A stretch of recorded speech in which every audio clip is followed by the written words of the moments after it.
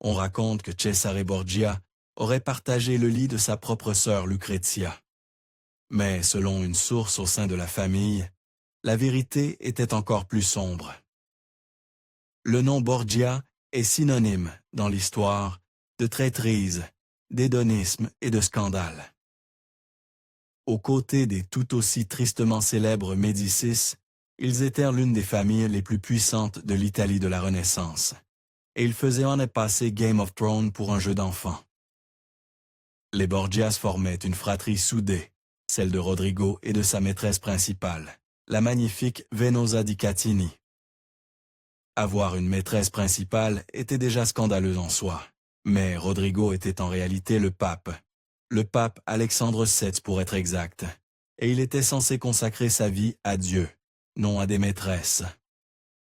À cette époque en Italie, les leaders religieux détenaient plus de pouvoir que quiconque. Ils avaient la capacité d'accorder des richesses, d'exaucer des vœux et de ruiner des vies à leur guise.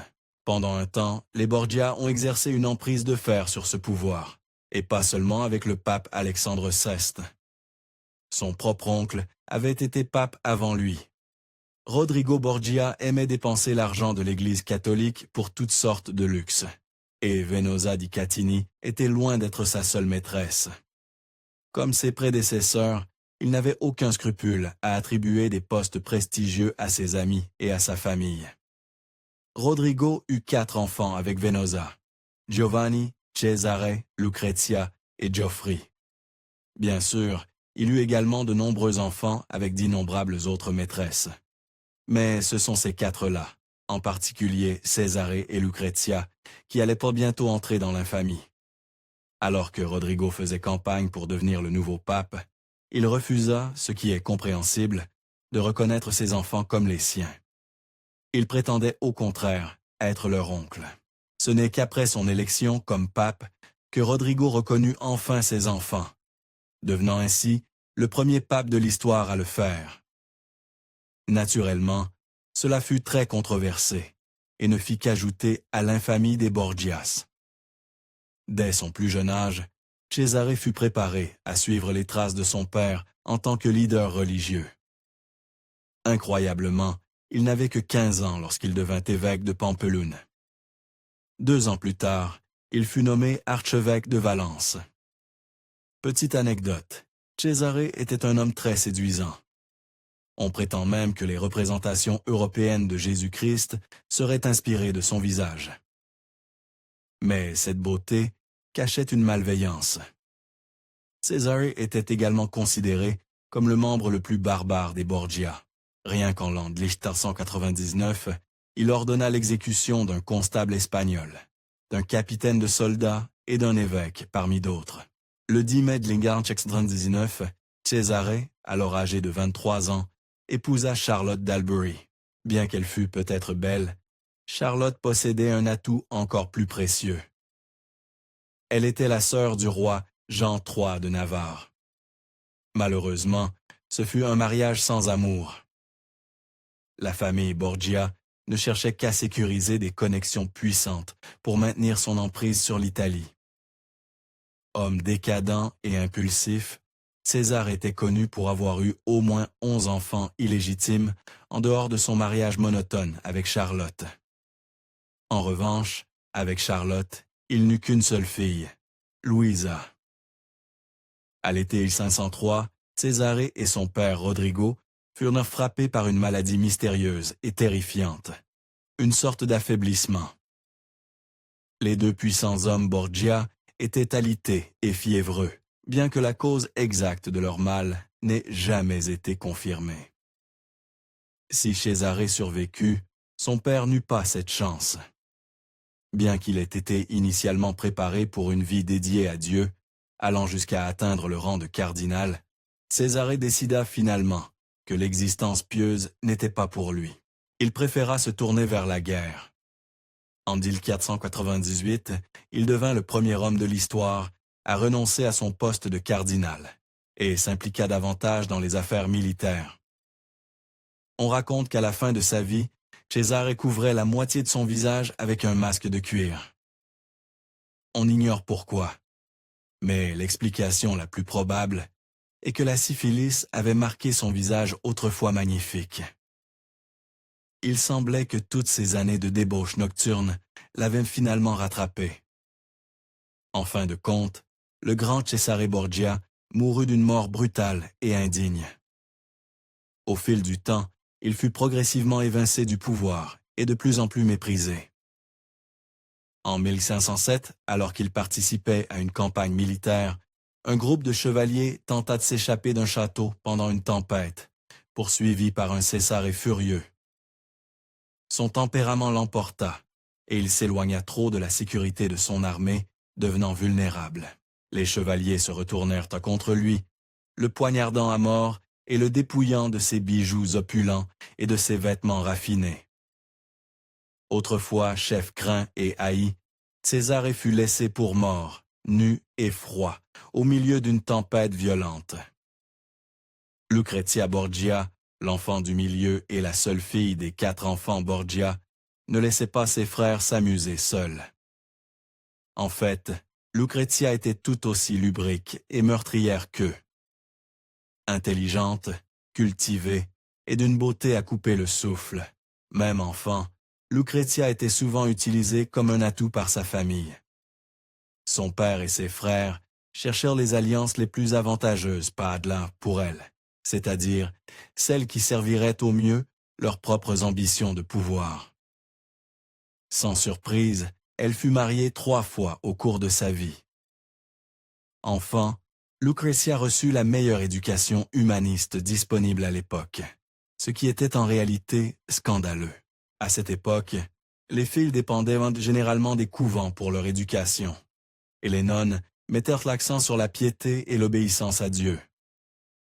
L'éducation de Lucrezia en langue, poésie et rhétorique était radicalement novatrice, voire dégénérée. Mais c'est cette éducation qui fit d'elle une femme de pouvoir. Adulte, elle fut une excellente administratrice, et grâce en partie au népotisme profondément enraciné de sa famille, elle régna seule comme gouverneur de Spoleto. Ce poste prestigieux n'avait auparavant été accordé qu'à des cardinaux de l'Église. Jeune célibataire convoité, la famille de Lucrezia passa beaucoup de temps à lui trouver le bon mari. En 1493, les Borgias trouvèrent le parti parfait pour leur fille de 13 ans, Giovanni Sforza. Il était comte et fils illégitime de leurs puissants rivaux, la famille Sforza.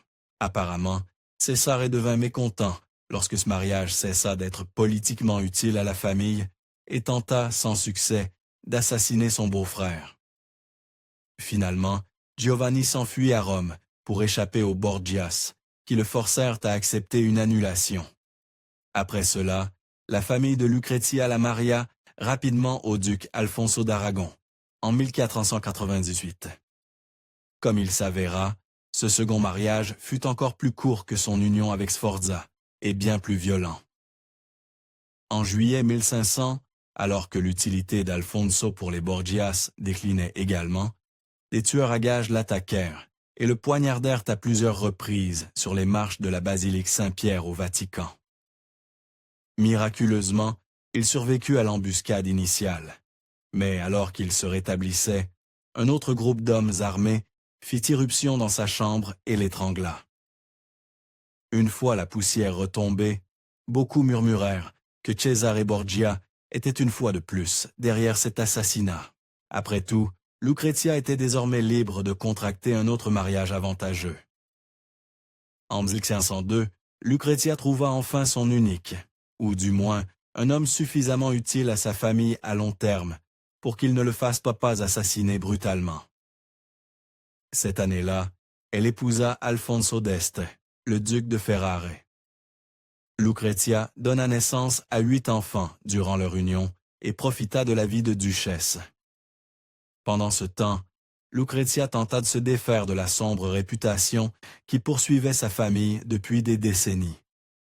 Après la mort de son père Rodrigo et de son frère Cesare, elle parvint néanmoins à maintenir une position fastueuse dans la société aristocratique italienne. Cependant, ni la maternité ni le mariage ne l'empêchèrent d'avoir une série d'aventures. Sa liaison la plus passionnée fut avec son propre beau-frère, Francesco Gonzaga. Les deux s'écrivirent une série de lettres enfiévrées, où ils passaient plus de temps à louer leurs corps respectifs qu'à discuter d'amour véritable. En effet, la liaison de Lucrezia avec Francesco était peut-être autant motivée par la vengeance que par le désir. L'épouse de Francesco était l'élégante, cultivée et intelligente Isabella d'Este, que Lucrezia avait auparavant tenté de se lier d'amitié. Isabella ne montra aucun intérêt à devenir amie avec Lucrezia. En fin de compte, la matriarche des Borgia, Venosa di Catini, survécut à tous ses fils. Seule Lucrezia vécut assez longtemps pour enterrer Venosa après sa mort en novembre 1518. En 1519, Lucrezia était de nouveau enceinte et donna naissance à une fille nommée Isabella. Mais l'enfant était malade et mourut le jour même.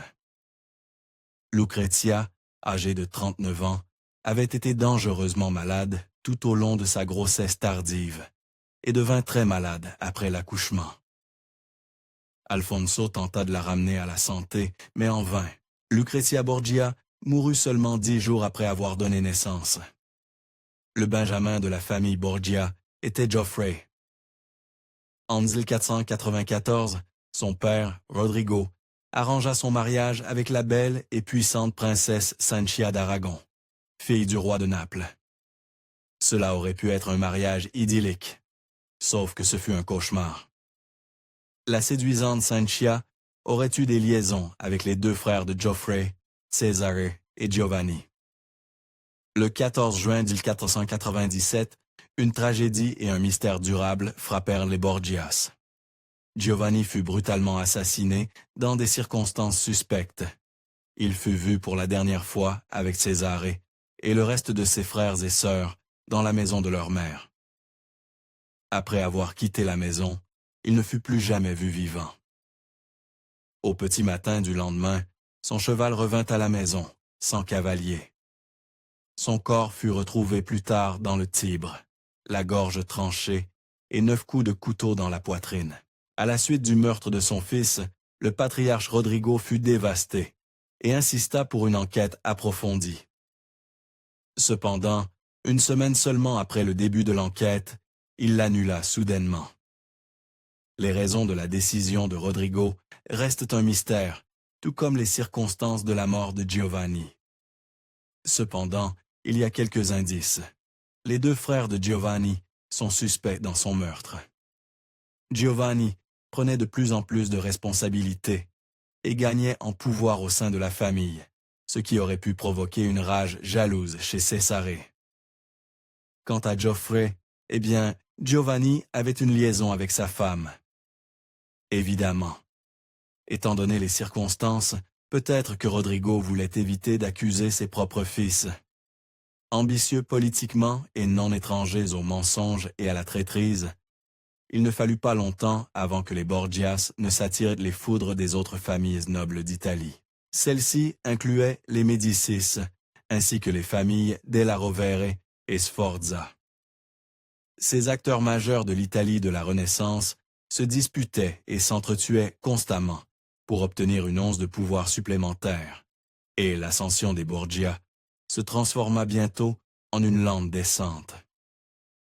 Les Borgia restent ancrés dans notre mémoire culturelle. Ils sont apparus comme personnages dans des centaines de romans, films, séries télévisées et bandes dessinées. Ils occupent même une place importante dans les jeux vidéo Assassin's Creed. Les Borgia étaient bien connectés parmi les artistes de la Renaissance, et ils avaient des bons goûts. Cesare Borgia engagea même Léonard de Vinci comme architecte et ingénieur militaire en 1502.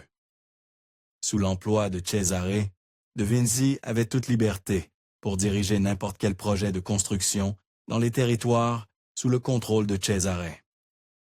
La réputation d'infamie et de tromperie des Borgia survécut longtemps après le déclin de leur influence. En 1893, l'artiste John Collier peignit Cesare, Lucrezia et leur père assis autour d'une table de banquet. Cesare offre une coupe de vin à un jeune homme inconnu qui refuse, peut-être sagement, étant donné la prétendue inclination des Borgias pour le poison. Bien qu'il y ait certainement assez d'histoires pour dépeindre les Borgias comme de grands méchants de l'histoire, certains soutiennent que leur réputation n'est pas entièrement juste. Les historiens modernes soulignent que beaucoup d'histoires entourant les Borgia proviennent d'un petit nombre de chroniqueurs contemporains, ainsi que des nombreux ennemis des Borgia. Pendant des siècles, des rumeurs ont circulé selon lesquelles Cesare Borgia et sa sœur Lucrezia auraient entretenu une relation passionnée l'un avec l'autre. Cependant, la personne qui fit cette affirmation pour la première fois, le premier mari mécontent de Lucrezia, Giovanni Sforza, déclara également que la raison pour laquelle le pape Alexandre mit fin à leur mariage était pour avoir la liberté de jouir de sa propre fille. Meurtre, inceste et puissance militaire, il est certain que George R. R. Martin a lu quelques livres sur les Borgia.